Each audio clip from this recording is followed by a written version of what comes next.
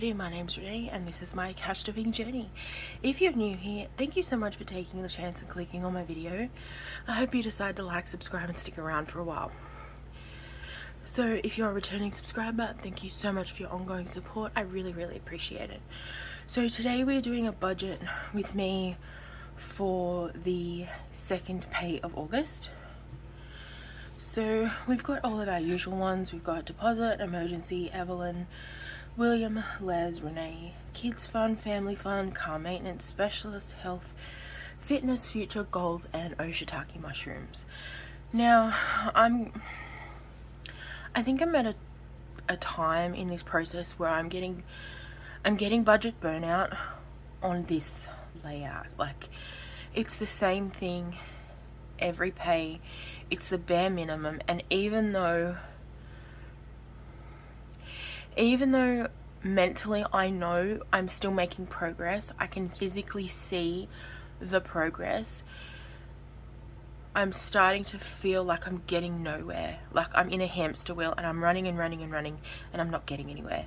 And that is a dangerous position for me to be in, because that is when I start getting down on myself. It's when I start getting impatient. It's a start for me being impulsive, and that is when I spend. So I am really lucky that I recognize the signs now. In my job, they're called early warning signs. They're things that if I continue on the way that I'm going, it is not going to end well. So what I need to do is, now that I've learnt what those signs are, and I highly recommend you really kind of think back on your relationship with money, look at how it's changed and see if you can start finding those early warning signs. Things that you're not as strict with your budget. When you go out, you're finding it just that little bit easier to spend the cash in your wallet and don't really think about it until after the fact, and then you're like, why did I just do that? Like, I didn't need to do that. And because I truly do think that budget burnout is a real thing, especially if you're like us right now in a cost of living crisis. Everything is just so expensive and the dollar just doesn't go far at all, and we are on such a strict budget that it's really hard to get out of that hole and see the bigger picture, because it just feels like you're scrimping and saving and sacrificing and you're getting nowhere. So budget burnout is definitely a thing. If you think you might be experiencing that, take a step back, take a deep breath, maybe shuffle a few things around, maybe even just shuffle the envelopes around so it feels different. Shuffle the envelopes around, shuffle your binders around. If you've got a little bit of spending money available, maybe buy a new savings challenge or a new binder, or change the layout of where you keep your binders, change your worksheets or your budget sheets or the colored pen you use, or just make little tiny changes to kind of kickstart your brain into starting to get out of that hole. If you need to, ask for help, reach out to someone, say, hey, I'm struggling a bit with my finances, I just need someone to have a chat to. If you have no one, send me a message, put a comment down in one of my videos, reach out through Instagram, and I'll have a chat. We can come up with some ideas together. But I really think that budget burnout is real, and it can be very dangerous in regards to your finances, your goals, and all the progress you've made, because it's very easy to slide back into those habits with money. And even now, I've been doing this journey a year and a half and I still struggle. It's kind of like when you experience trauma, you don't just get over it. It takes long, hard work, and you may never fully recover. Like you can cope, you can deal, you can make those steps every day and you're still going forward, but it can be really hard, and having a budget like that and having a toxic relationship with money is also very similar to that. It's very easy to fall back into those bad habits, and then I think in a way it's kind of worse, because now that we're on our journey, we realize how toxic those relationships were. And it's really important to recognize the signs and to try and cut it off before it begins, because once you're on that slide, it's pretty hard to get off it. So it's better to just not get on it if you can help it. And recognizing your early warning signs for spending and things like that is really easy. So yeah, like I said, easier to start spending if you notice that you're trawling. For me, it was trawling online.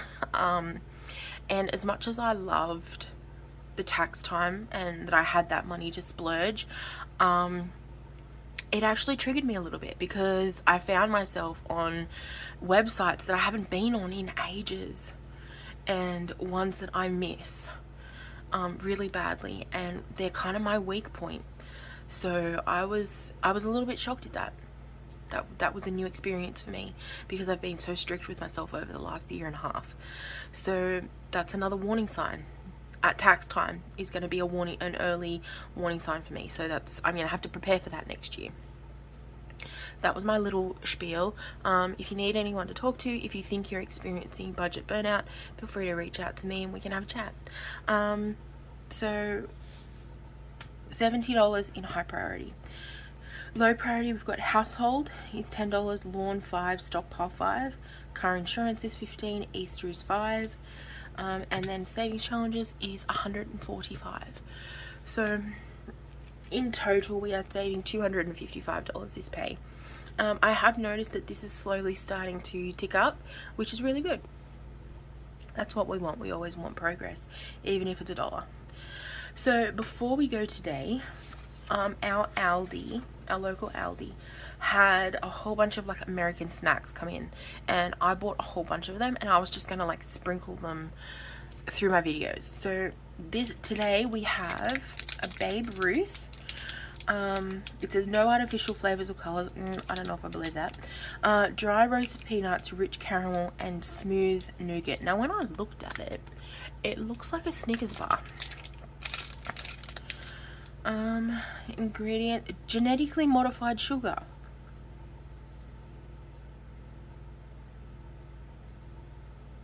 What the fudge? What is genetically modified sugar? Why would you need to genetically modify sugar? It's sugar. Okay. Dry roasted, genetically modified. What in the heck? What in the fifth circle of hell are you putting in your food, people? Why are you genetically modifying everything? Genetically modified high fructose corn syrup. Okay. High fructose corn syrup.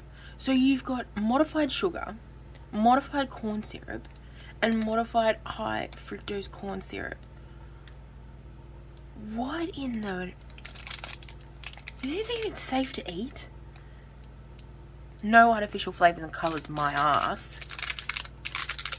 You know, I had opened it, like started to open it, but then I'm like, no, because I need to read the ingredients. Because I was going to like pre-open everything, so it was easier, but I'm like, no, because you've got to read the ingredients. I'm glad I freaking did. Jesus. Okay, yeah, it kind of does smell like a Snickers. Oh my god. Genetically modified. Jesus. Am I going to turn into a mutant? This could be my origin story. Sorry. It's really early and I'm really tired.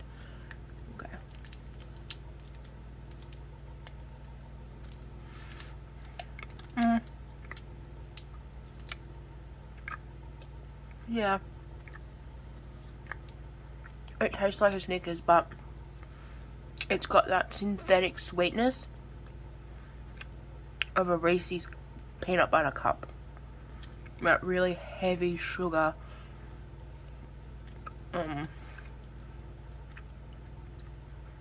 Synthetically sweet, although now I know why, because it's all genetically modified. It's got that synthetically sweet sweetness to it that Reese's does. Now I love Snickers. I even like the Reese's cups, but this is very sweet, like very sweet, and I can understand why. If anyone knows what that genetically modified means, can you please put it down in the comments? Because that just blows my mind. And it's not even a little bit. It's like the first ingredient. The first ingredients on this. Because you know how they put the most ingredient used is the first, and then it goes down the list. It is literally genetically modified sugar, dry roasted peanuts, genetically modified corn syrup, vegetable oil, non-fat milk, cocoa, and then genetically modified high fructose corn syrup.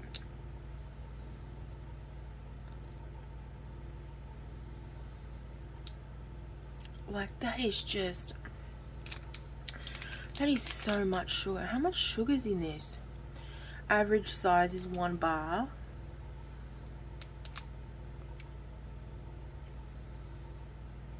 No way. So out of 53 grams, 28 of that is sugar. Like, what in the fudge sticks? That's nuts. Like, how is that even allowed? Like, and everyone knows I'm a chocolate fiend, but no, it's too sweet. Okay, and that seems to be a common food theme with American food, though. It's very sweet. And then the other one was this Hersheys cookies and cream, extra large. This is the size of a normal chocolate bar here. Like if you're gonna get like a block of chocolate, this is the normal size. Although this is very thin. Ours are usually thicker than that. Let's see what's in this one, shall we? Genetically modified oil, sugar. Genetically modified corn syrup solids. Genetically modified high fructose corn syrup. Like, that can't be. I'm gonna have to Google that, because that blows my mind. I don't understand why they have to genetically modify it. It'd be interesting to see if anyone's got any answers for me down in the comments. Now, I do really like the, I think we have like Milky Way. No, Milky Bar Kid. Sorry, I'm saying that ad in my head. When I was a kid, there was a Milky Bar Kid. And that was like a white milk chocolate bar.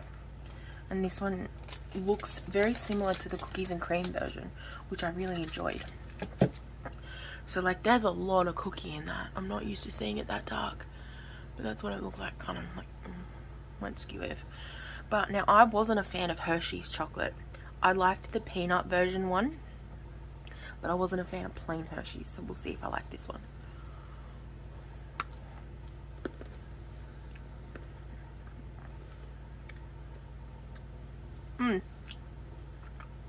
Oh, it's not bad. It's very grainy. Like, I think that because there's a lot of cookies in it, the chocolate itself is grainy. So, like, when I bite into a cookies and cream version over here, you get the smooth richness of the white chocolate, and then you kind of get little pops of cookie here and there. But that one is like full on, you bite into it and it's crunching. Like, right from the start. It's not bad, it's just different. The chocolate still tastes like really cheap chocolate, like really cheap white chocolate. Like, you know, when you go into, like, if you're in Australia, like the $2 shop, like the reject shop, or if you go into like one of those little boutique cheap shops, and you buy like the chocolate from there, That's what it tastes like. It's got that cheap, I don't know, it's hard to explain, a cheap synthetic flavor, and you don't get the richness of our milk and white chocolate. I don't like dark chocolate, so I don't really know how to compare our dark chocolate to anywhere else. But yeah, the milk chocolate and the dark chocolate, it's definitely not. It's very sweet. It's very like synthetic sweet. But it's not bad. Out of the Hershey's chocolate, this white chocolate cookies and cream has been my favourite so far, apart from the peanut butter one that I tried the other week. We will probably eat that over weeks. Or I could just give it to Evelyn and she'd demolish that in half an hour. Thank you so much for watching. I really appreciate you being here. Remember to live, laugh, love. And when life gets hard, just roll it in glitter. Bye, guys.